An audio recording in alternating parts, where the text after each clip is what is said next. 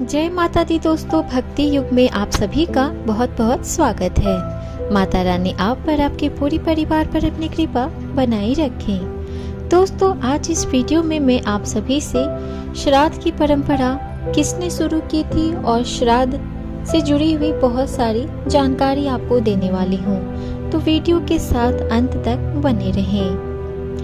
अश्विन मास की कृष्ण पक्ष में मनाए जाने वाले श्राद्ध हमारी सनातन परंपरा का हिस्सा है। त्रेता युग में सीता द्वारा दशरथ के पिंडदान की कथा बहुतों को मालूम ही होगी, लेकिन श्राद्ध का प्रारंभिक उल्लेख द्वापर युग में महाभारत काल के समय में मिलता है।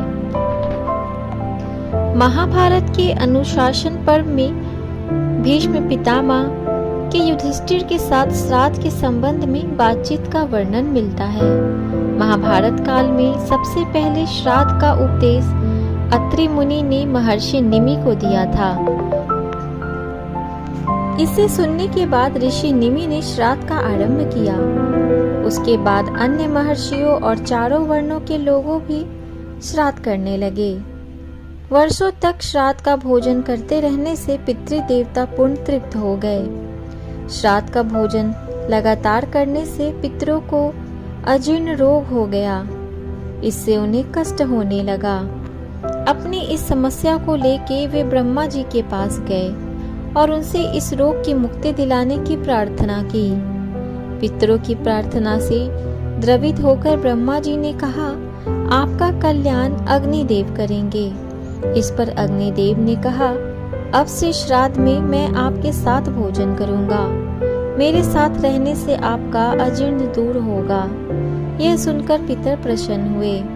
बस तभी से श्राद्ध में सबसे पहले अग्नि का भाग दिया जाने लगा और पितरों के अजीर्ण रोग से मुक्ति मिल गई। ऐसा कहा जाता है कि अग्नि में हवन करने के बाद पितरों के निमित्त दिए जाने वाले पिंडदान को ब्रह्म राक्षस भी दूषित नहीं करते। सबसे पहले पिता, उनके बाद दादा और उसके पश्चात परदादा के निमित्त पिंडदान करना चाहिए। यही श्राद्ध की विधि है। प्रत्येक पिंड देते समय ध्यानमग्न होकर गायत्री मंत्र का जाप तथा सोमाय पितृमहे स्वाहा का उच्चारण करना चाहिए। पितृपक्ष के सभी दिन श्राद्ध किया जा सकता है, लेकिन इसमें कुछ विशिष्ट दिन हैं जिनमें आप उनसे संबंधित व्यक्तियों का श्राद्ध कर सकते हैं। जिन पूर्वजों की मृत्यु तिथि ज्ञात न हो, उनका श्राद्ध अमावस्या के दिन होता है। सधवा स्त्री की मृत्यु किसी भी तिथि को हो, लेकिन पितृपक्ष में उनका श्राद्ध नवमी तिथि को किया जाता है। कोई व्यक्ति अपने जीवन काल में सन्यासी हो गया हो, उसकी मृत्यु किसी भी तिथि में हो, लेकिन पितृपक्ष में उसका श्राद्ध द्वादशी तिथि को होता है।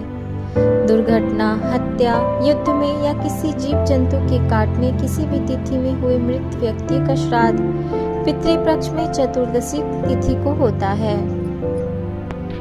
दोस्तों, सनातन धर्म में श्राद्ध कर्म या पितृपक्ष की एक अलग ही महत्ता है। शास्त्रों के अनुसार अश्विन मास की कृष्ण प्रतिपदा से लेकर अमावस्या तक पितृपक्ष मनाया जाता है।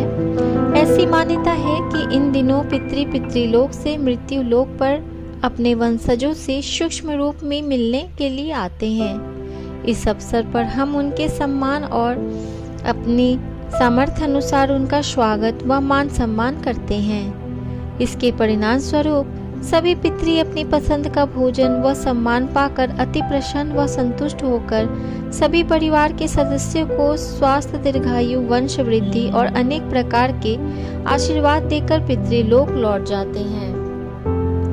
पितृपक्ष में लोग अपनी सामर्थ्य के अनुरूप अपने पितरों की तृप्ति के लिए भोजन का प्रबंध करते हैं। ऐसा विश्वास है कि श्राद्ध पक्ष में रोजाना 4 पूरी, सब्जी व मिष्ठान गाय, कुत्ते और कौवे को देने पर हमारे पितृ संतुष्ट होकर बहुत प्रसन्न होते हैं। पितृपक्ष में श्राद्ध करने से मनुष्य को आरोग्य का आशीर्वाद मिलता है और परिवार में सदस्यों का स्वास्थ्य भी सही बना रहता है। स्वास्थ्य के साथ धन, सद्बुद्धि, ऐश्वर्य आदि की कभी कमी नहीं रहती और पितरों के आशीर्वाद से परिवार में वंश वृद्धि होती है।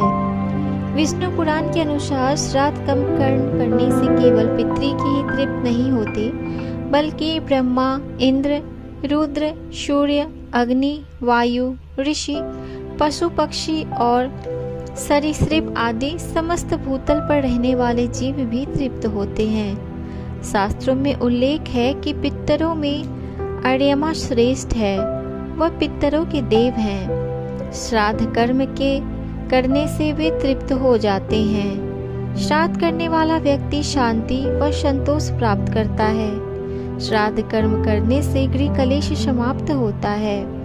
परिवार के सदस्यों में प्रेम रहता है और परिवार में अकाल मृत्यु के भय से मुक्ति मिलती है। पितृपक्ष में बेल, पीपल, तुलसी, बरगद, केला, वट वृक्ष या समी का पौधा जरूर लगाना चाहिए दोस्तों। पितृपक्ष में कुत्ता, गाय को भोजन कराना शुभ फलदायक होता है। तो दोस्तों, मेरी दी गई हुई जानकारी आपको अच्छी लगी हो तो मेरे इस वीडियो को एक लाइक ज़रूर दें, अपने दोस्तों के साथ ज़रूर शेयर करें। और अगर आप मेरे चैनल को आज पहली बार देख रहे हैं तो मेरे चैनल को सब्सक्राइब कर लें ताकि मेरी आने वाली सारी वीडियोस आपको मिलती रहे। धन्यवाद।